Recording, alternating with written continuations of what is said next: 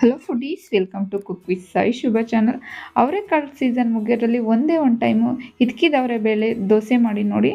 ಅವರೆಕಾಳು ಮೇಲೆ ಸಿಗುವಂಥ ಅದೇ ಕ್ರಂಚಿನೆಸ್, ಅದೇ ಕ್ರಿಸ್ಪಿನೆಸ್ಸಲ್ಲಿ ಮನೆಯಲ್ಲೇ ಸಿಂಪಲ್ಲಾಗಿ ಈಸಿಯಾಗಿ ಹೇಗೆ ಹಿದ್ಕಿದ ಅವರೆಬೇಳೆ ದೋಸೆನ ಮನೆಯಲ್ಲೇ ಈಸಿಯಾಗಿ ಮಾಡ್ಕೋಬೋದು ಅಂತ ತುಂಬ ಟೇಸ್ಟಿಯಾಗಿ ತುಂಬಾ ಚೆನ್ನಾಗಿ ಬರುತ್ತೆ. ಮಾಡೋದು ಕೂಡ ತುಂಬಾ ಸಿಂಪಲ್ಲು. ಬನ್ನಿ ಈಗ ಹೇಗೆ ಮಾಡೋದು ನೋಡೋಣ. ಅವರೆಬೇಳೆ ತೊಗೊಂಡಿದ್ದೀನಿ, 1 ಬೌಲ್ ಆಗುವಷ್ಟು ಇಲ್ಲಿ ಅವರೆಬೇಳೆ ತೊಗೊಂಡಿದ್ದೀನಿ. ನೀವು ದೋಸೆ ಎಷ್ಟು ಮಾಡ್ತೀರಾ ಅನ್ನೋದ್ರ ಮೇಲೆ ತೊಗೊಳ್ಳಿ. ಇಲ್ಲೊಂದು ಬಾಣಲೆ ಇಟ್ಕೊಂಡು ಅದಕ್ಕೆ ಒಂದು 2 ಸ್ಪೂನ್ ಆಗೋಷ್ಟು ಎಣ್ಣೆ ಹಾಕ್ಕೊಂಡಿದ್ದೀನಿ. ಅದಕ್ಕೆ ಸ್ವಲ್ಪ ಸಾಸಿವೆ ಹಾಕೋತಿದ್ದೀನಿ.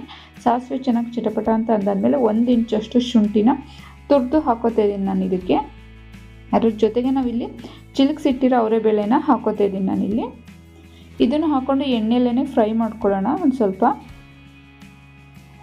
ಒಂದು 2-3 ನಿಮಿಷ ಚೆನ್ನಾಗಿ ಫ್ರೈ ಮಾಡ್ಕೊಂಡಾದ್ಮೇಲೆ ಇದಕ್ಕೇ ರುಚಿಗೆ ತಕ್ಕಷ್ಟು ಉಪ್ಪನ್ನು ಹಾಕೊಳ್ಳೋಣ. ಕಾಳಿಗೆ ಎಷ್ಟು ಬೇಕು ಅನ್ನೋದನ್ನು ನೋಡಿ ಹಾಕ್ಕೊಳ್ಳಿ. ಇದಕ್ಕೊಂದು ಅರ್ಧ ಸ್ಪೂನ್ ಉಪ್ಪನ್ನು ಹಾಕ್ಕೊಂಡು ಚೆನ್ನಾಗಿ ಮಿಕ್ಸ್ ಮಾಡ್ಕೊತಿದ್ದೀನಿ. ಇಲ್ಲಿ ನೋಡಿ ಉಪ್ಪೆಲ್ಲ ಹಾಕಿದ್ಮೇಲೆ ಬೇಳೆ ಇಲ್ಲಿ ನೋಡಿ ಈ ಥರ ನೀರು ಬಿಟ್ಟಿದೆ. ಇದರಲ್ಲೇ ಕೂಡ ಬೇಳೆ ಬೇಯುತ್ತೆ, ಅಂದರೆ ಒಂದು 75% ಬೆಂದರೆ ಸಾಕು. ಬೇಳೆ ಇದರಲ್ಲೇ ಬೇಯ್ಕೊಳ್ಳುತ್ತೆ. ಮುಚ್ಚಿ ಮೀಡಿಯಮ್ ಫ್ಲೇಮಲ್ಲೇ ಇಟ್ಕೊಂಡು ನಾವು ಇದನ್ನು ನೀರೇನಾರ ಕಮ್ಮಿ ಇದೆ ಅಂದರೆ ಒಂದು ಅರ್ಧ ಗ್ಲಾಸ್ ಆಗೋಷ್ಟು ನೀರನ್ನು ಹಾಕ್ಕೊಂಡು ಬೇಯಿಸ್ಕೊಳ್ಳಿ ಅದನ್ನು.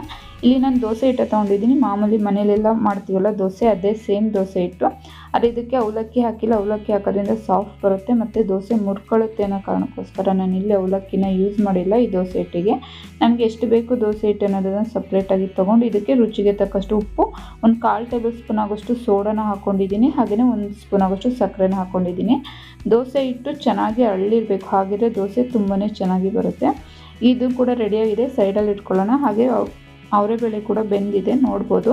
ಕಲರ್ ಚೇಂಜ್ ಆಗುತ್ತೆ, ಇಟ್ಕೊಂಡು ಮುರಿದ್ರೆ ಮುರ್ಕೊಳ್ಳುತ್ತೆ ನೋಡಿ. ಈ ಥರ ತೋರಿಸ್ತೀನಿ.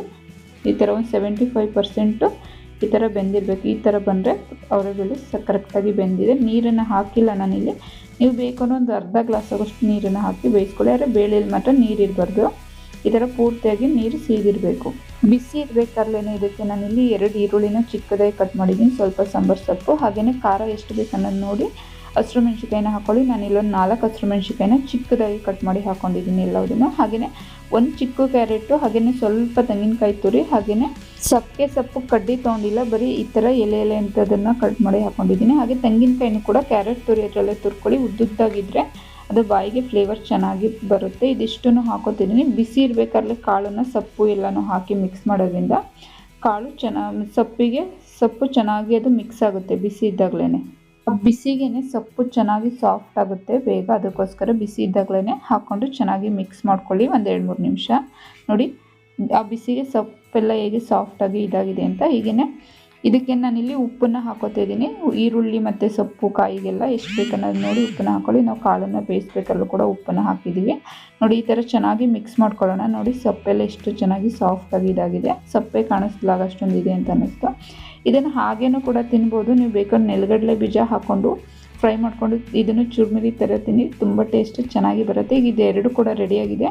ನಾನಿಲ್ಲಿ ದೋಸೆ ಮಾಡೋದಕ್ಕೆ ಒಂದು ತವ ಇಟ್ಕೊಂಡು ಅದಕ್ಕೆ ಎಣ್ಣೆ ಹಾಕ್ಕೊಂಡಿದ್ದೀನಿ. ಎಣ್ಣೆ ಹಾಕ್ಕೊಂಡು ನಾವು ಸೆಟ್ ದೋಸೆಗಿಂತ ಸ್ವಲ್ಪ ದೊಡ್ಡದಾಗಿ ಹಾಕೊಳ್ಳೋಣ. ಮತ್ತು ದಪ್ಪಕ್ಕಿರಬೇಕು, ತುಂಬ ತೆಳ್ಳಗೆ ದೋಸೆನ ಹಾಕೋಕ್ಕೆ ಹೋಗ್ಬೇಡಿ. ದಪ್ಪಕ್ಕಿರಲಿ. ಸೆಟ್ ದೋಸೆ ಎಲ್ಲ ಹಾಕೋತೀವಲ್ಲ ಆ ಥರ. ಈ ದೋಸೆ ಹಾಕೊಂಡಾದ್ಮೇಲೆ ಅದ್ರ ಮೇಲೆ ನಾನಿಲ್ಲಿ ಅವರೆಬೇಳೆ 1.5 ಸ್ಪೂನ್ ಆಗೋಷ್ಟು ಅಂದರೆ ಹಾಕೋತಿದ್ದೀನಿ. ಅಂದರೆ ಸ್ವಲ್ಪ ಜಾಸ್ತಿನೇ ಹಾಕೋಬೇಕು. 1 ಹಿಡಿ ಆಗೋಷ್ಟು ಅವರೆಕಾಳನ್ನು ತೊಗೊಂಡು ಚೆನ್ನಾಗಿ ಎಲ್ಲ ಕಡೆನೂ ಸ್ಪ್ರೆಡ್ ಮಾಡ್ಕೊಳ್ಳೋಣ. ಹಾಗೆ ತುಪ್ಪ ಯಾವುದನ್ನಾರು ಯೂಸ್ ಮಾಡ್ಬೋದು. ನಾನಿಲ್ಲಿ ಎಣ್ಣೆ ಹಾಕೋತಾ ಇದ್ದೀನಿ. ಕ್ರಿಸ್ಪಿಯಾಗಿ ತುಂಬಾ ಚೆನ್ನಾಗಿ ಬರುತ್ತೆ ಅವರೆಕಾಳು. ಒಳಗಡೆ ಎಲ್ಲ ಬೇಯೋದ್ರಿಂದ ಕ್ರಂಚಿನೆಸ್ಸು ಇದು ತುಂಬಾ ಚೆನ್ನಾಗಿ ಬರುತ್ತೆ. ಟ್ರೈ ಮಾಡಿ. ಈಗ ಸ್ವಲ್ಪ ಒಂದು 2 ನಿಮಿಷ ಬೆಂದಿದ್ದನ್ನು ಮಗ್ಚ್ ಹಾಕ್ಕೊಂಡು ಬೇಯಿಸ್ಕೊಳ್ಳೋಣ. ಈ ಟೈಮಲ್ಲಿ ಐ ಫ್ಲೇಮಲ್ಲಿ ಇಟ್ಕೊಂಡು ಬೇಯಿಸ್ಕೊಳ್ಳೋಣ. ಮೇಲೆಲ್ಲ ಅವರೆಕಾಳೋದು ಸೀದಂಗೆ ಆದರೆ ಕ್ರಂಚಿನೆಸ್ ಆಗಿ ತುಂಬಾ ಚೆನ್ನಾಗಿ ಬರುತ್ತೆ. ಮತ್ತು ಇದಕ್ಕೆ ಎಣ್ಣೆ ಇನ್ನೊಂದು ಸ್ವಲ್ಪ ಹಾಕ್ಕೊಂಡು ಒಂದು 2-3 ಸ್ಪೂನ್ ಎಣ್ಣೆ ಹಾಕ್ಕೊಂಡು ಬೆಂದಿದೆ ಈಗ ನೋಡಿ. ಈ ಥರ ಅವರೆಬೇಳೆ ಮೇಲೆ ಎಷ್ಟು ಬೇಯುತ್ತೋ ಅಷ್ಟು ಕ್ರಂಚಿಯಾಗಿ ತುಂಬಾ ಚೆನ್ನಾಗಿ ಬರುತ್ತೆ. ಇದಕ್ಕೆ ನಾನು ಇಲ್ಲೊಂದು ಸ್ವಲ್ಪ ತುಪ್ಪನ ಹಾಕೋತಿದ್ದೀನಿ. ತುಪ್ಪ ಅಥವಾ ಬೆಣ್ಣೆ ಯಾವುದನ್ನಾರು ಯೂಸ್ ಮಾಡಿ. ಇದೇ ಥರನೇ ಈಗ ಇದು ರೆಡಿಯಾಗಿದೆ. ತೆಗ್ದೊಂದು ಬೇರೊಂದು ಪ್ಲೇಟಿಗೆ ಹಾಕೋತಿದ್ದೀನಿ ನಾನಿಲ್ಲಿ. ಮತ್ತು ಇನ್ನೊಂದು ದೋಸೆನ ಹಾಕಿ ಇದೇ ಥರನೇ ತೋರಿಸ್ತಾ ಇದ್ದೀನಿ, ನೋಡ್ಬೋದು. ತುಂಬ ಚೆನ್ನಾಗಿರುತ್ತೆ ಟೇಸ್ಟ್ ಮಾತ್ರ. ದೋಸೆನ ಸ್ವಲ್ಪ ಮಂದಕ್ಕೆ ಹಾಕೋಬೇಕಾಗುತ್ತೆ, ಹಾಗಿದ್ರೆ ಮುರಿಯೆಲ್ಲ ಏನೂ ಆಗೋಲ್ಲ. ತುಂಬಾ ಚೆನ್ನಾಗಿ ಕ್ರಂಚಿನೆಸ್ ಆಗಿ ಮೇಲೆ ತುಂಬ ಚೆನ್ನಾಗಿ ಬರುತ್ತೆ. ಸಬ್ಬೆ ಸೊಪ್ಪು, ಕಾಯಿ ತುರಿ, ಕ್ಯಾರೆಟು ಎಲ್ಲದನ್ನು ಉದ್ದುದ್ದಾಗಿ ಕಟ್ ಮಾಡ್ಕೊಂಡು ಬಾಯಿಗೆ ಸಿಗೋ ಥರ ತುಂಬಾ ಚೆನ್ನಾಗಿ ಬರುತ್ತೆ. ಕೈಯಲ್ಲೇ ಈ ಥರ ಎಲ್ಲದಕ್ಕೂ ಸ್ಪ್ರೆಡ್ ಮಾಡ್ಕೊಳ್ಳೋಣ. ಸ್ಪೂನಲ್ಲೆಲ್ಲ ಆಗಲ್ಲ. ಇದನ್ನು ಮಗ್ಚ್ ಹಾಕ್ಕೊಂಡು ಒಂದು 2 ನಿಮಿಷ ಬೆಂದಿದ್ದಾದಮೇಲೆ ಚೆನ್ನಾಗಿ ಬೇಯಿಸ್ಕೋಬೇಕಾಗತ್ತೆ. ಐ ಫ್ಲೇಮಲ್ಲೇ ಕಾಳು ಮೇಲೆಲ್ಲ ಈ ಥರ ನೋಡಿ ಚೆನ್ನಾಗಿ ಸೀದಿರಬೇಕು. ಹೀಗಿದ್ರೆ ಒಳಗಡೆ ಸಾಫ್ಟ್ ಮೇಲೆ ಕ್ರಂಚಿನೆಸ್ ತುಂಬಾ ಚೆನ್ನಾಗಿ ಬರುತ್ತೆ. ನೀವು ಕೂಡ ಮಾಡಿ ಹೇಗೆ ಬಂತು ಅಂತ ಕಮೆಂಟ್ ಬಾಕ್ಸಲ್ಲಿ ಕಮೆಂಟ್ ಮಾಡಿ ಫ್ರೆಂಡ್ಸ್. ಹಾಗೆ ವಿಡಿಯೋ ಇಷ್ಟ ಆದರೆ ಪ್ಲೀಸ್ ಆದಷ್ಟು ಲೈಕ್ ಮಾಡಿ, ಫ್ಯಾಮಿಲಿ ಆ್ಯಂಡ್ ಫ್ರೆಂಡ್ಸ್ಗೆ ಶೇರ್ ಮಾಡಿ. ಮತ್ತಷ್ಟು ನ್ಯೂ ರೆಸಿಪೀಸ್ಗಾಗಿ ನನ್ನ ಚಾನಲ್ ಸಬ್ಸ್ಕ್ರೈಬ್ ಮಾಡ್ಕೊಂಡು ನೋಡಿ ಫ್ರೆಂಡ್ಸ್. ನ್ಯೂ ರೆಸಿಪಿನಿಗೆ ನಾನು ನಿಮ್ಮನ್ನು ಮೀಟ್ ಮಾಡ್ತೀನಿ. ಅಲ್ಲಿವರೆಗೂ ನಮಸ್ಕಾರ.